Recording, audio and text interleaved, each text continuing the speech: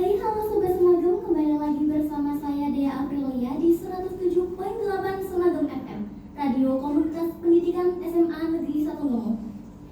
Nah, kali ini saya bersama tamu yang sangat luar biasa, yaitu Profesor Dr. Nur Khairi dari Inggris. Mbak Dea. Iya. Kali ini kita bakalan membicarakan tentang remaja dalam menyongsong masa depan, Pak. Iya, oke. Iya, jadi saya mau tanya-tanya nih, tentang Bapak dulu ya. Bapak itu sekarang dalam rangka apa sih ke SMA Negeri 1 Lumo ini? Oke, terima kasih Mbak Dea. Jadi hari ini alhamdulillah saya kesini silaturahmi Mbak, biar panjang umurnya banyak rezekinya. Dan kenal sama Mbak Dea, kenal sama guru-guru di SMA 1 Lumo. Oke, ingin lebih mengenal SMA 1 Lumo itu seperti apa, ternyata keren ya. Anak-anaknya keren, guru-gurunya juga. Pak Prof sendiri itu gimana? Oke, sehari-hari saya sebagai dosen pendidik di Universitas PGRI Semarang. Universitas PGRI Semarang itu universitas PGRI yang ada di Semarang. Jadi universitas punyanya Bapak Ibu Guru. Alhamdulillah 2025 ini sudah terakreditasi unggul dan kita seluruh prodi pendidikan juga sudah terakreditasi unggul. Dulu namanya IKIP sejak 2014 jadi universitas. Dulu sejak ketika masih IKIP itu kita punya tagline, kalau mau jadi guru ya kuliahnya di IKIP PGRI Semarang. Tapi sejak 2014 kita jadi universitas dan di sana ada prodi-prodi non kependidikan juga, ada hukum, bisnis digital, ada manajemen, ada tekpang, elektro, sipil dan lain-lain. Banyak prodi-prodi non kependidikan insya Allah kita ada. Dan kita juga punya S2 dan kita juga penyelenggara PPG, pendidikan profesi guru. Jadi kalau yang mau jadi guru bisa kuliah di UGRIS, yang mau jadi pengacara, mau jadi hakim, jaksa, atau pengusaha kuliner juga, atau pemborong ya, sipil, arsitek bisa kuliah di UGRIS. Itu Mbak Dea. Gitu ya. Terus saya mau tanya nih, saya penasaran banget bagaimana sih perjalanan Profesor sampai saat ini gitu. Sampai di SMA 1 Lumo ini maksudnya? Sampai perjalanan perjalanan karir, oke Pak. Saya kira perjalanan dari mana gitu. Oke, jadi saya itu dulu asal dari Gerobogan. Ini kira-kira prodi kerja apa yang bakalan kita dapat kalau kita ke fisika? Ya, jadi saya merasa beruntung karena kuliah di fisika. Jadi yang pertama belajar fisika itu yang mempelajari tentang alam raya. Alam raya saya berkesempatan bisa memaknai, bisa memahami bagaimana alam raya ini diciptakan, bekerja dan bisa menambah ketakwaan saya, keyakinan saya terhadap Tuhan Yang Maha Esa. Jadi kalau kita takbir Allahu Akbar itu kita bisa memaknai lebih kata Allahu Akbar itu karena kita luar biasa. Di fisika itu ada ilmuwan orang hebat namanya Einstein. Einstein itu ateis, tidak percaya dengan Tuhan. Tetapi setelah dia belajar fisika secara total dalam puncak keilmuannya, dia berkesimpulan bahwa alam raya ini luar biasa dan sangat teratur. Dan tidak mungkin alam raya ini kalau tidak ada yang mengendalikan bisa seteratur ini. Jadi alam raya ini sudah menjadi sangat teratur karena pasti ada yang mengendalikan. Kemudian siapa yang bisa mengendalikan alam raya ini Mbak Dea? Pasti sesuatu yang super, sesuatu yang maha. Nah, di ujung belajar Einstein tentang fisika, akhirnya dia memahami bahwa alam raya ada yang mengendalikan dan mengendalikan mesti kekuatan super serba maha, yaitu Tuhan. Jadi Einstein pada akhirnya meyakini bahwa Tuhan itu ada setelah belajar fisika. Dan selain bisa jadi selain cara berpikir ya, bisa jadi guru fisika dan belajar kalau kuliah di pendidikan fisika itu bisa jadi guru SD, SMP, SMA, SMK, bisa semua.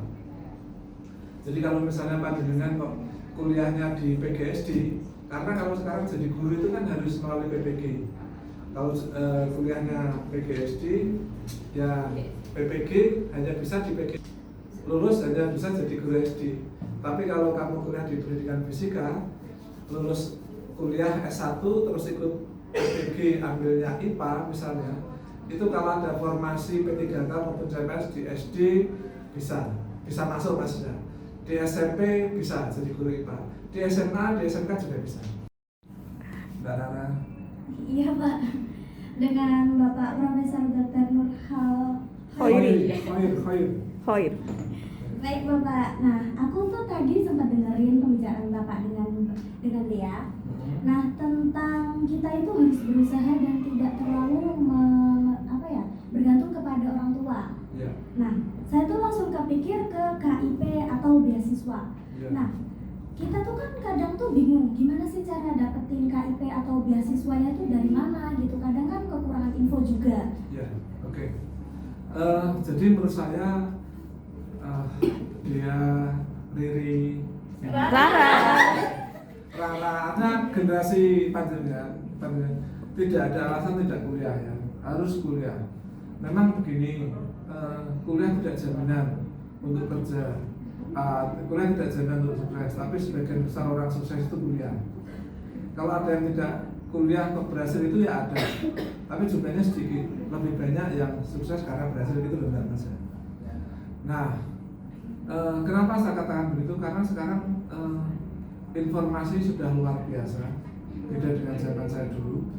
Kalau mau dapat informasi saya harus jauh datang ke rumahnya Pak Guru, ke Pak D gitu. Sekarang dengan perubahan bisa dapat informasi banyak dengan buka HP. Nah, sekarang yang sangat masif itu beasiswa KIP. Apa itu? Kartu Indonesia Pintar.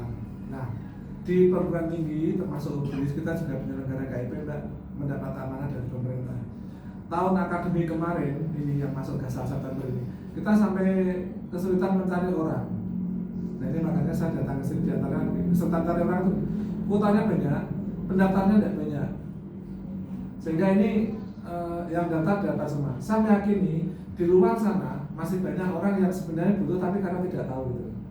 Pengen kuliah, secara ekonomi kurang beruntung, tapi tidak tahu caranya bagaimana. Nah, saya berharap ini bisa menjadi sharing, pencerahan bahwa di perguruan tinggi itu banyak KIP. Apakah harus punya syarat kartu Indonesia Pintar? Tidak harus. Surat keterangan tidak mampu dari kelurahan juga bisa. Jadi dan kuliah itu enaknya kalau di kota Semarang, di UGRIS, itu kampusnya di tengah kota. Kok tengah kota enak Pak? Kan enak di desa asli ya. Untuk tempat tinggal mungkin enak di desa asli gitu ya, kehidupan lebih murah. Tetapi untuk studi menurut saya nyaman di kota karena apa? Di kota itu berkumpulnya dari orang dari berbagai daerah. Jaringan kita bisa luas, kita bisa belajar banyak hal.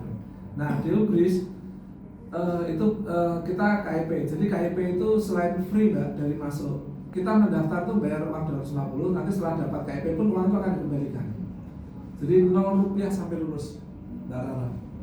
Dan itu masih dapat biaya hidup, bantuan biaya hidup maksud saya. Itu 950.000 per bulan. Yang itu dicairkannya 1 semester sekali di awal. Biasanya kalau semester 1 gini cairnya sekitar akhir Oktober. Tapi nanti kalau sudah mulai kelas semester 2 itu kuliah mulai Maret, itu akhir Maret sudah cair. Cair selama 6 bulan. Jadi 6 bulan gitu. Itu cairnya di awal, tidak di belakang. Sehingga mahasiswa tidak kesulitan untuk biaya hidup dulu. Jadi tinggal ngatur gitu loh Mas. Tapi kalau cairnya di belakang kan tidak mulai pinjaman saya gitu. Jadi bahkan struktur uangannya apa? Itu salah satunya. Oke. Nah, subuh juga sinau Mbak, juga. Udah. Terus untuk masalah kita, beasiswa yang disediakan oleh UGRIS sendiri itu apa ya Pak? Ada tahfiz, ada KIP, ada beasiswa yayasan, ada beasiswa Basnas, dan apa ya beasiswa selain Basnas, apa ya Basnas itu ya. Udah langsung ya. Dan beasiswa dari pemerintah daerah juga ada. Masalah gini, kita kerjasama dengan Pemkot Semarang, nanti ada beasiswa untuk warga kota Semarang. Kita kerjasama dengan Pemkab Jepara, nanti untuk warga Jepara gitu juga ada lewat UGRIS. Baik, kalau begitu saya akhiri dan bergantian dengan teman saya, Saila. Ya. Tapi dong ya, dong ngerti nggak dong? Paham. Ya Mbak Sela, Sorry ya. kesimpulan sama closing aja. Monggo enggak apa-apa Ya Mbak Sela, kesimpulan Ya, sama closing aja. Closing statement lah. Iya, Ya. kesimpulan aja. Oke, gimana dulu kabarnya Prof? Kabarnya alhamdulillah sehat, baik, happy ya.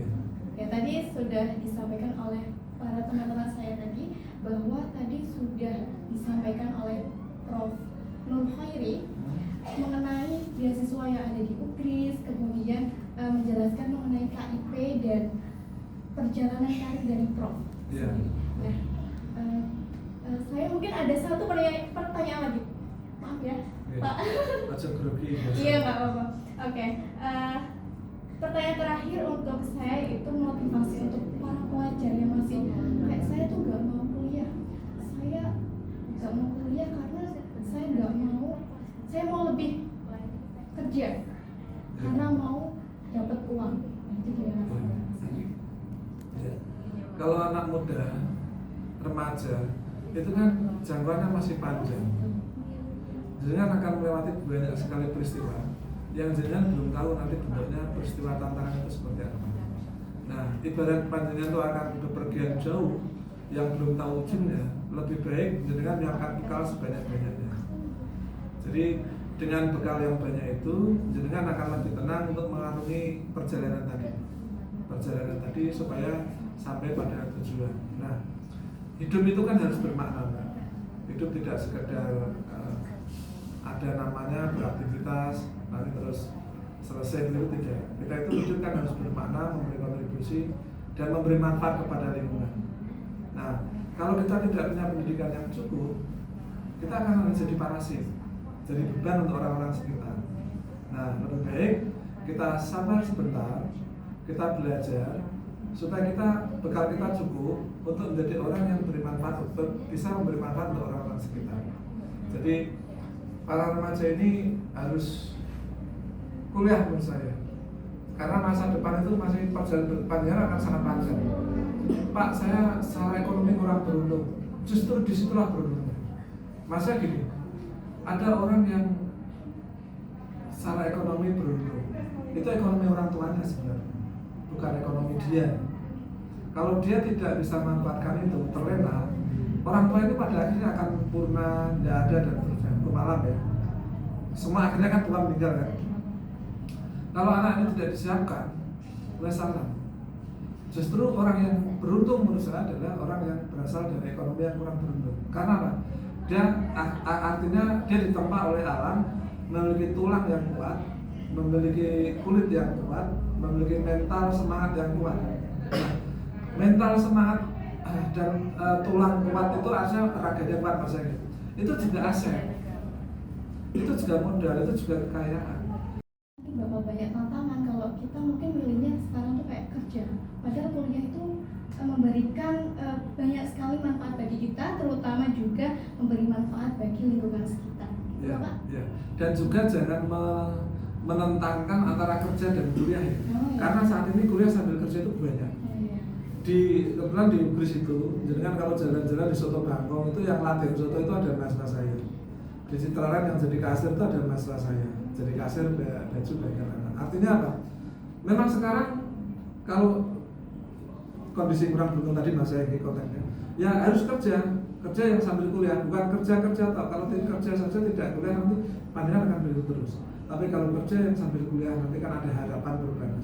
Dan sekarang banyak skema di kampus. Di UKRIS itu ada namanya kelas karyawan. Kuliahnya hanya malam dan online. Jadi misalnya dengan kerja di pertokoan siang itu tidak apa-apa, atau dikerja di pabrik ambil yang siang, nanti malamnya online sambil rebahan, tidak apa-apa, dengarkan HP, tidak laptop. Yang penting dia semangat, karena apa? Nanti mesti nyata dan seterusnya. Tapi kan itu paling hanya 4 tahun. Setelah itu kan jangan bisa berubah. Kalau tadinya misalnya kerja di pabrik, jadi tidak punya posisi, dengan sarjana bisa jadi punya posisi gitu. Jadi memang kerja dan kuliah jangan dipertentangkan, itu bukan dua kutub yang berbeda, tapi bisa dilakukan secara bersama. Dan di UKRIS sangat memungkinkan untuk itu, kuliah sambil kerja, kelas.